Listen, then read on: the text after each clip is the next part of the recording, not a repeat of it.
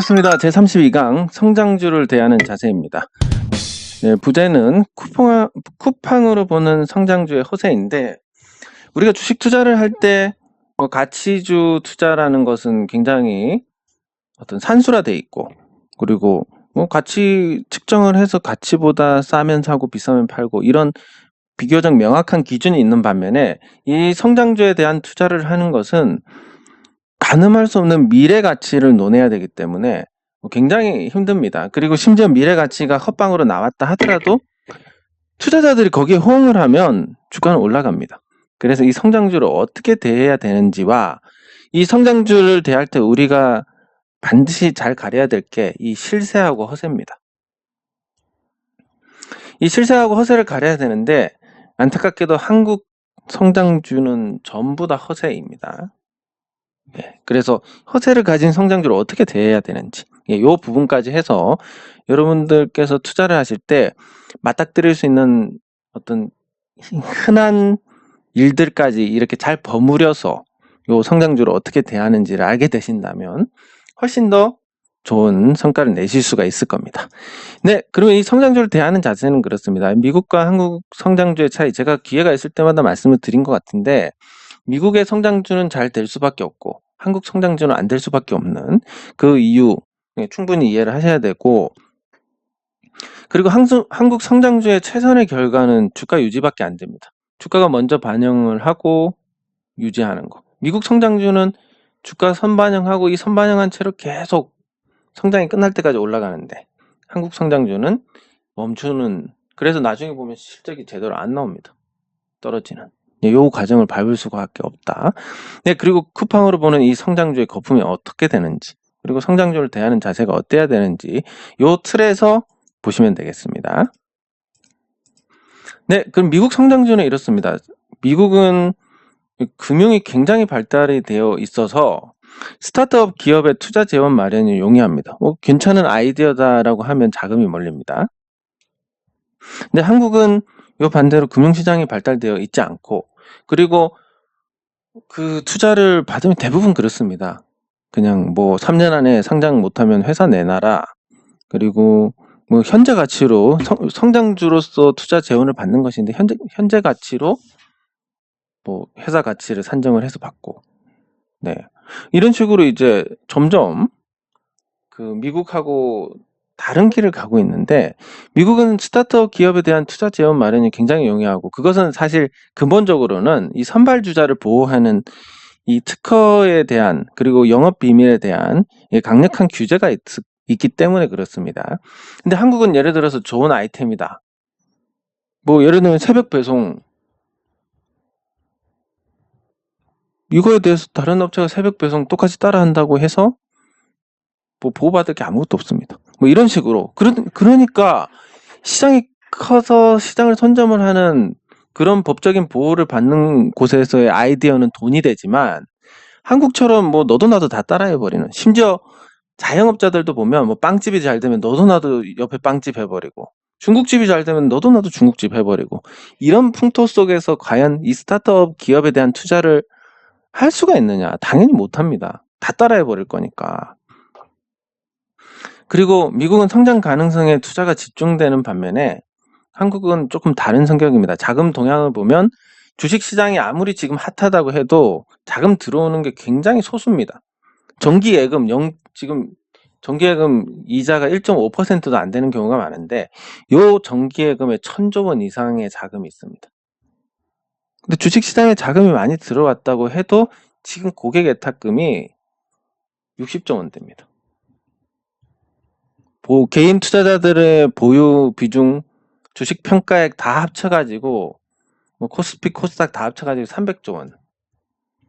네, 너무나 큰 차이입니다. 이게 심지어 주식 배당주로만 들어와도 훨씬 더 이 정기예금보다 나음에도 불구하고 안 됩니다. 채권 시장에도 한 1,000조가 들어가 있는데, 그래서 한국 시장에서는 성장 가능성보다는 그냥 안전성에 높은 가치를 두고, 그러다 보니까 부동산이 훨씬 더 주식시장을 압도하고 심지어 정기예금한테도 밀리는 이런 상황이 만들어집니다. 이렇게 금융시장이 낙후돼 있으니까 한국에서 성장주에 대한 투자 재원을 마련한다? 거의 불가능에 가깝습니다. 그러면 이제 자금력이 되는 사람들만 끼리끼리 모여가지고 사업을 하는 거밖에 없는데, 그게 이제 전체 투자자들한테 도움도 안 되고 다수의 어떤 이 스타트업 기업 투자에 대한 풍토 조성에도 전혀 도움이 안 되는. 그래서 시장에서 재원을 조달하는 미국하고는 완전히 상반된 환경이다.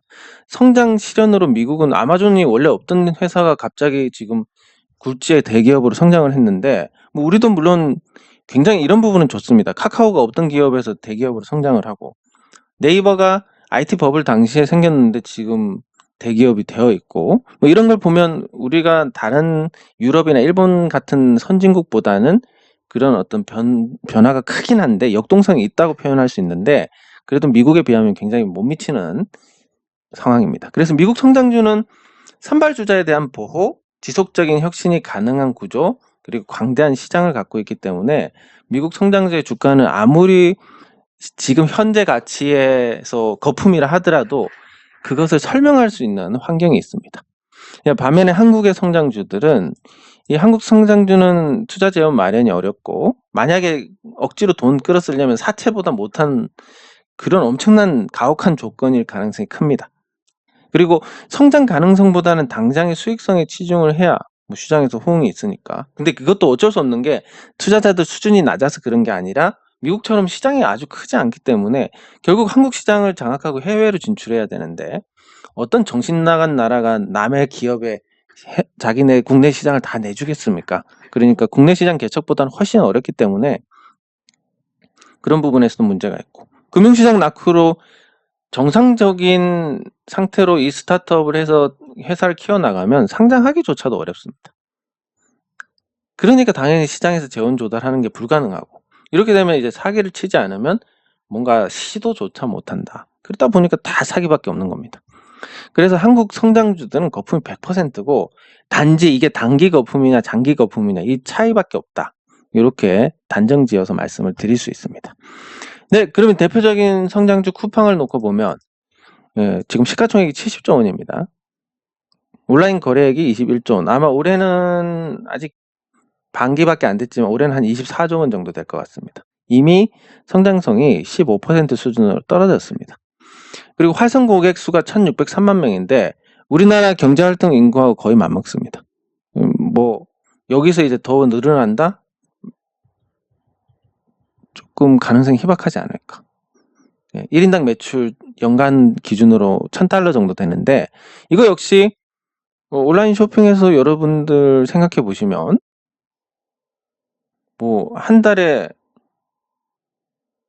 뭐 얼마나 쓰는지, 전자제품 이런 거 사는 거 빼면 굉장히 제한적일 겁니다. 옷 사고 이 정도니까.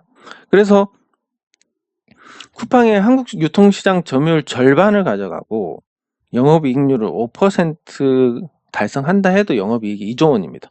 많이 버는 거 아닌가? 2조 원에 대해서 한국의 낙후된 금융시장에서 줄 수 있는 적정 주가는 20조 원입니다. 그러면 최상이라 하더라도 이거 3분의 1밖에 안 되네? 근데 미국 나스닥이니까 두 배 정도 쳐주는 게 맞지 않겠냐. 이렇게 해서 제일 후하게 쳐줘도 45조 원입니다. 70조 원은 어떻게 달성을 하느냐. 굉장히 어려운 일이 아닐 수가 없습니다. 그럼 일단 쿠팡에 대해서는 뭐 투자 가치가 없는 거고 투자 매력이 전혀 없고, 근데 다행인 건 국내 시장에 상장이 안 됐기 때문에 우리가 마주하기는 좀 어려운데, 이 쿠팡하고 경쟁사인 이마트하고 비교를 했을 때 그 차이가 굉장히 뚜렷하게 나옵니다. 그러니까 쿠팡이 지금 물류센터 좀 화재도 나고 이천에서 그것 때문에 이제 뭐 배송 차질도 빚을 것이고, 그리고 보험금을 받는다 하더라도 그 물류센터 하나 짓는데 들어가는 돈이나 시간 개념을 생각하면 또 손실이 날 거고 이렇습니다. 근데 사실 이마트가 지금 물류 투자에 계획했던 1조 947억 원 중에서 2,690원으로 줄였습니다. 왜냐하면 이베이 코리아를 인수를 했고 그 이베이 코리아가 갖고 있는 물류센터 2개를 활용 가능하기 때문에 그렇습니다. 그래서 그 김포 그리고 이베이 코리아의 물류센터까지 해서 점점 이 물류센터를 나가는데, 이마트 같은 경우는 이 물류센터를 적극적으로 구축할 필요가 없습니다. 왜냐하면 영업시간 규제만 풀리면 전국에 있는 점포를 전부 물류센터로 활용이 가능합니다. 극단적으로 극단적으로 뭐 일부 점포들은 아예 포기를 해버리고 마트 기능을 포기를 해버리고 물류센터로 전환을 해도 됩니다. 그러면 새벽 배송이 바로 가능하기 때문에 물류센터를 구축할 필요가 없고, 그리고 이베이 코리아가 계속 이익이 났었는데 요 두 가지, 이베이 코리아와 쿠팡의 어떤 시스템 보면 이베이 코리아가 훨씬 압도적입니다. 왜냐하면 이베이 코리아의 이 스마트 배송 물류센터는 하루 차입니다. 6시까지 하면 다음 날인데 오후 6시까지. 쿠팡은 당일 배송이고, 물론 당일 배송 받는 게 좋긴 하지만 우리가 사실 당장 눈앞에서 당장 10초 만에 사는 거 말고, 걸어가서 5분 만에 사는 거 말고 당일 배송은 큰 의미가 없다고 봅니다. 오전에 주문했는데 저녁에 온다? 뭐 그거나 뭐 다음날 오는 거랑 큰 차이가 있는가? 네, 생각하면 딱히 이 당일 배송에 대한 메리트가 크지 않다고 보는데, 이베이 코리아는 그것마저도 이 물류센터를 통해서 각 사업자들이 이베이 코리아에 약간의 수수료를 지급하고 스마일 배송이라는 형태로 팔게 됩니다. 그러니까 이베이 코리아는 자체 물류를 대행해주는, 그 물류 분류를 대행해주는 그 수수료를 5% 정도 더 받습니다. 그러니까 요 판매 수수료 10%에 그리고 여기 물류 분류하는 거 5%. 그래서 이베이 코리아는 중간에서 돈만 받는 거고, 물론 사업자들은 수수료를 많이 바치기는 하지만 또 이 스마일 클럽이라는 걸 통해서 쿠폰도 지급하고 하니까 이 수수료에 또 상응하는 판매 증가를 얻을 수가 있습니다.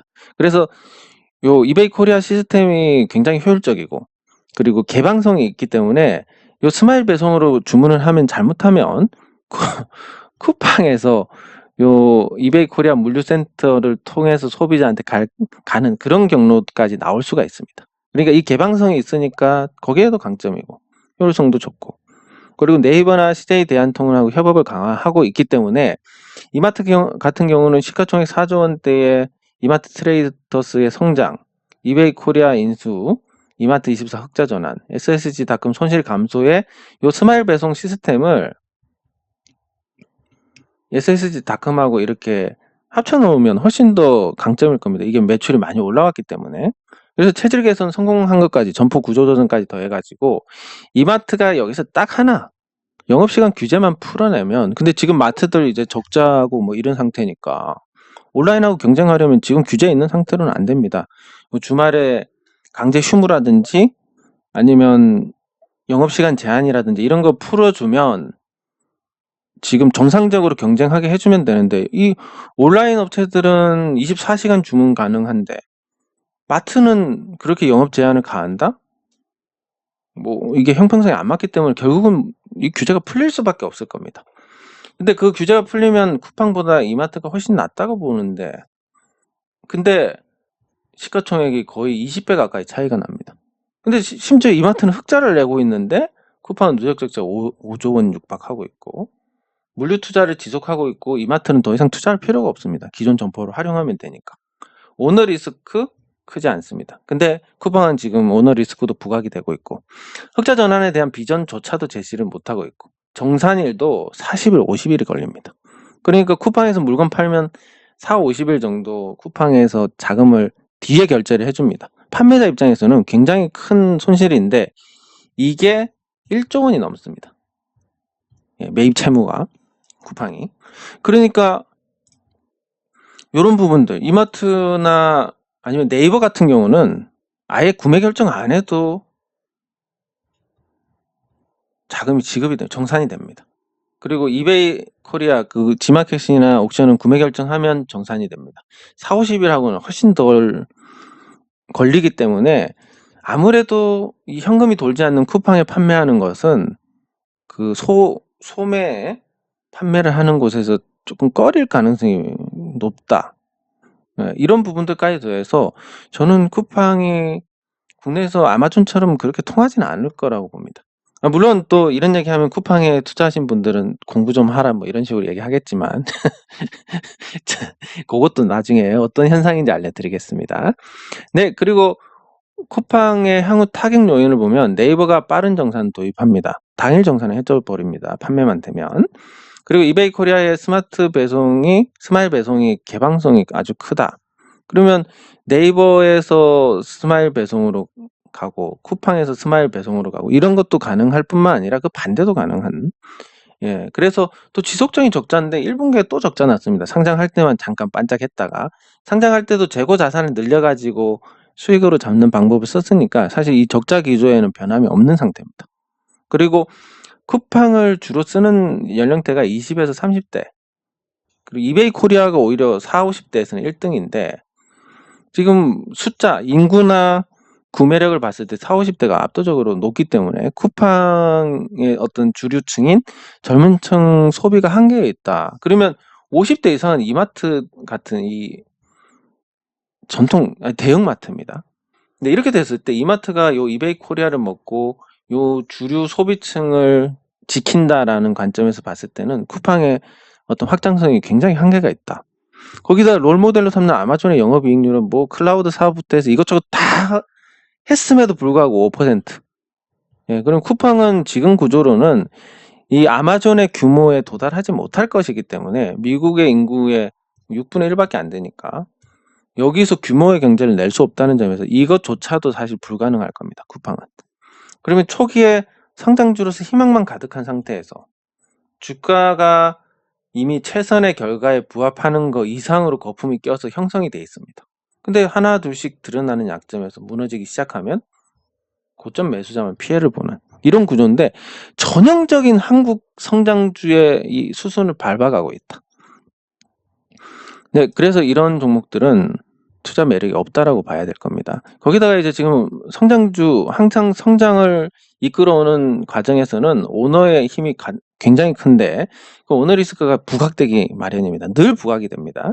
그래서 지금 네이버나 카카오 같은 경우는 그 오너가 뒤로 빠지는 이런 모습들을 보여주는데 그거 굉장히 잘하고 있는 겁니다. 그런 거는. 근데 이 성장주 오너 리스크 같은 경우는 보면 쿠팡의 이천 물류센터 화재가 나왔을 때 이 다수 보험사들이 실적 타격을 받을 만큼의 큰 화재고 소방관이 사망을 하고 배송 차질을 빚고 이 많은 문제를 야기하는 건데 김범석 의장이 사임을 해버립니다. 뭐 자기 책임 안 지려고. 근데 이 김범석 의장이 그동안 계속 논란이 됐던 부분이 뭐냐면 한국 문화에 대해서 너무나 많은 비하를 하고 있습니다. 물론 저는 개인적으로 틀린 얘기는 아니라고 봅니다. 그 한국인들의 도전 정신이 없고 뭐 이런 부분들 뭐 충분히 지적을 할 수는 있는데 그리고 그런 말들이 사실 우리가 민족이라는 관점에서 봤을 때 이런 부분에 대해서 우리가 금기시하고 있지만 사실 이런 내용들에 대해서도 충분히 받아들여야 되고 고쳐나가는 어떤 계기가 돼야 되는데 문제는 뭐냐면 항상 그렇지만 뭐 누군가의 뭐 뇌물 받았다라고 지적하는 사람이 뇌물을 받고 뇌물 받는 게 잘못됐다 하는 사람이 성추행 잘못됐다 하는 사람이 성추행을 하고 뭐 자녀 입시 비리 문제 삼는 사람이 자녀 입시 비리를 하고 뭐 이런 식으로 그리고 뭐 도둑놈들 잘못됐다 하는 사람이 도둑질을 하고 뭐 이런 식으로 한국 사람들은 그냥 예를 들면 그냥 도둑놈하고 도둑놈이 잘못됐다 하고 도둑질 하는 사람하고 누가 더 잘못됐냐 그러면 당연히 후자가 더 잘못된 겁니다. 마찬가지로 쿠팡 대표도 한국인 비하하고 한국 문화 비하하고 이렇게 기회가 있을 때마다 그런 얘기를 해왔는데 이번에 뭐 사고 터지니까 사임해버리는 거 이게 전형적인 한국인 자기가 비하하던 그 한국인의 모습인 겁니다. 뭐 마찬가지로 미국에서 쿠팡이 어떻게 실적을 낼 것이냐라는 인터뷰에 대해서 전형적인 한국인처럼 말 돌려가지고 뭐 적자는 언제 뭐 흑자로 돌릴 수 있다 이런 얘기 안 하고 질문을 피해버리는 모습이나 미국인 신분으로 지금 한국에 와서 사업을 하면서 한국에서 얻을 거 다 얻어가면서 의무를 안 하는 거나 이게 진짜 자기가 비하하던 그런 한국인들의 모습인데 이런 어떤 떡잎을 보니까 쿠팡에 대해서 더더욱 부정적인 생각이 강해지는 겁니다. 이런 오너 리스크는 성장을 이끌어오는 오너의 문제가 생겼을 때는 늘 발생하는 거고 예, 그래서 쿠팡이 전형적으로 한국 성장주들이 밟았던 행위들을 계속 그렇게 해 나가고 있구나. 예, 그래서 한국 성장주에 대한 공략은 이렇게 돼야 됩니다. 항상 강조하는 거. 이 모든 거에 통용이 되는데 저가 매수. 근데 쿠팡은 뭐 저가 매수할 기회가 없었으니까 당연히 투자자 예상에서 배제를 해야 되고 새로운 논리가 나올 때까지만 보유를 한다. 무슨 얘기냐면 지금 쿠팡이 계속 적자 내는데 뭘로 이게 오를 거냐.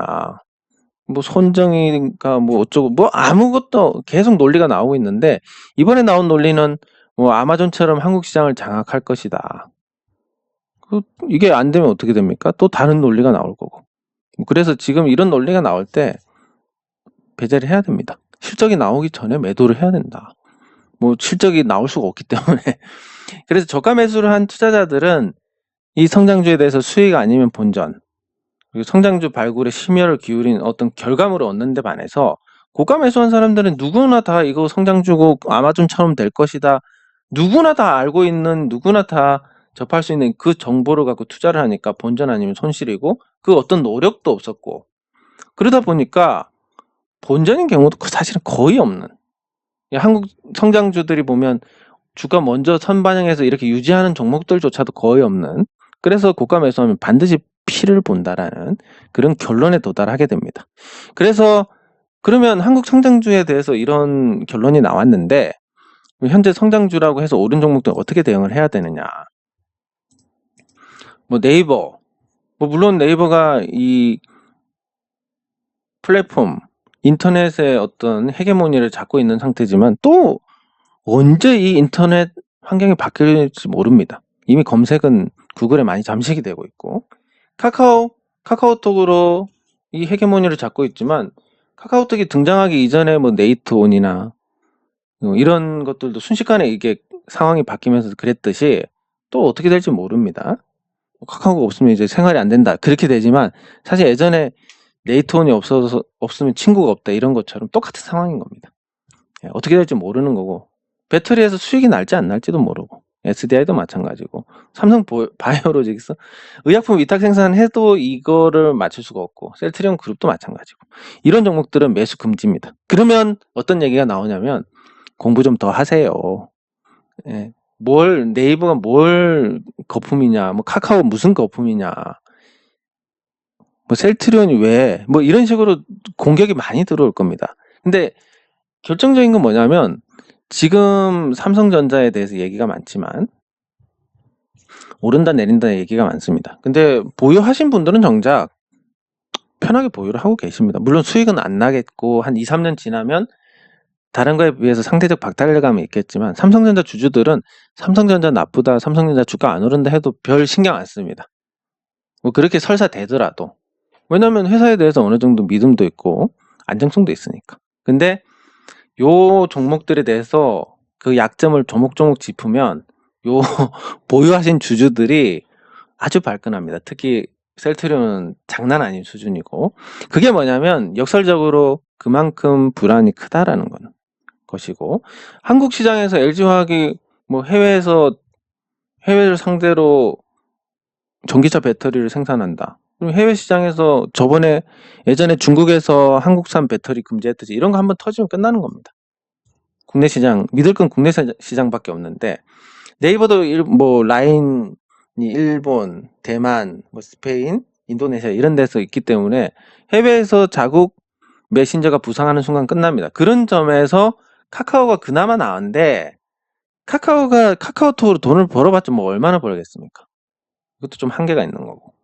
SDI도 뭐 LG 화학보다는 낫지만 마찬가지고 삼성 바이오로직스 위탁 생산 아무리 해도 55조 원에 부합하는 성과 못 냅니다. 셀트리온 더더욱 뭐 말도 안 되는 겁니다. 그렇다 보니까 현재 성장주 이렇게 올라온 종목들에 대한 대응은 당연히 매수 금지입니다. 뭐 네이버가 앞으로 분기에 1.5조 원씩 영업이익을 낸다. 그러면 시각이 달라질 수 있고 카카오도 마찬가지고 삼성 SDI 분기 1조 원씩 이익 낸다. LG화학 1.5조 원씩 이익 낸다. 삼성 바이오로직스 1.5조 원씩, 셀트리온 1.5조 원. 뭐 이 정도 되면 현금 흐름이 그만큼 돌고 그래서 거기에 걸맞는 배당하고 뭐 이렇게 되면 모르겠지만 그 전까지는 매수 금지다. 그리고 아마도 시간이 지나면 이 종목들이 주가가 떨어질 수밖에 없을 것이다라는 게 과거 성장주들의 궤적으로 본 현재 성장주들에 대한 대응인 겁니다. 그러면 더 오르면 어떡할 건데? 네이버 여기서 시총 100조 찍으면 어떡할 건데? 자, 잘 생각해 보십시오. 네이버, 카카오 이런 애들이 100조 원을 찍을 정도로 시장이 강세다. 그러면 나머지 종목들은 완전 난리가 납니다. 예, 시총 뭐 500억짜리 2천억 가는 게 65조짜리가 100조 가는 것보다 훨씬 쉽습니다. 그럼 당연히 이런 현상이 많이 날 거고, 그러면 얘들이 그렇게 간다면 다른 종목들은 훨씬 더 가는 거기 때문에 그거에 대해서는 뭐 걱정할 필요가 없다라고 말씀을 드릴 수 있습니다. 예, 그래서 요약을 하자면 이 성장주를 대하는 자세, 우리나라 성장주들은 허세밖에 없다. 미국 성장주하고는 완전히 환경이 다르다라는 거. 사기치지 않으면 상장 시도조차 못하기 때문에 100% 거품이고, 그게 단기간에 꺼질 거품이냐 유지가 될 수 있는 거품이냐, 그 정도 차이밖에 없다. 쿠팡이 지금 아무리 잘 되더라도 영업이익 2조 원대가 한계인데 그걸 가지고 시가총액 70조 원을 설명할 수 있느냐? 못한다. 근데 그것조차도 안 될 가능성이 높고, 오히려 시가총액 4조 원대 이마트가 훨씬 더 쿠팡에 비해서는 좋은 환경인데, 그리고 향후 쿠팡은 타격받을 일만 남아있다. 그리고 오너 리스크까지 부각이 됐다. 이 상태에서 어떤 매력을 가질 수 있겠느냐. 근데 그런 게 전형적인 한국 성장주에 대한 어떤 모습들이었는데, 성장주도 마찬가지로 저가 매수, 그리고 앞으로 그런 식으로 부각이 될 종목을 찾으면 사실 대박이 터지긴 합니다. 10배, 20배 이것도 가능하고, 그래서 성장주 발굴에 심혈을 기울여야 된다는 겁니다. 근데 그런 성장주를 주가 올라가고 나서 뭐 누구나 다 그게 뭐 좋다라고 얘기할 때 어떤 수고도 없이 그 종목을 사게 됩니다. 성장주를 저가 매수하는 건 앞선 어떤 통찰력도 있어야 되고, 그 종목에 대해서 충분히 검토를 해야 되고, 그리고 이 회사의 제품이 세계 시장에서 통할 건지부터 해서 앞으로 실적을 낸다든지 아니면 시장 관심을 받을 만한 어떤 그런 매력이 있다든지 그런 부분들을 모두 다 찾아내야 되니까, 그 낮은 확률을 뚫고 이 종목을 저가 매수에 성공했다. 그러면 당연히 10배, 20배가 터지는 게 맞는 거고 그럴 자격이 있는데, 누구나 다 네이버 좋다, 카카오 좋다, 셀트리온 좋다 하고 있는 상태에서 매수를 하는데 어떤 노력을 기울였다고 그 사람한테 보상이 가겠습니까? 그러니까 당연히 고가 매수라면 본전 아니면 손실밖에 없다. 본전인 경우도 사실 한국 성장주에서는 없다. 그래서 현재 성장주인 네이버, 카카오, LG화학, 삼성 SDI, 삼성바이오 로직스, 셀트리온 그룹 주들 당장 조금 더 갈 수도 있고, 뭐 시장에 따라서 또 오랫동안 이 가격이 유지될 수도 있지만 큰 수익을 보기 어렵고, 만약에 이 종목들이 2배 정도 수익을 볼 수 있는 상황이 된다면 10배짜리가 수두룩하게 나올 것이기 때문에 미련 갖지 말고 이런 종목들은 매수 금지를 하는 게 맞다. 한국 성장주는 오르고 나서는 전혀 매력이 없고 거의 손실 100%다.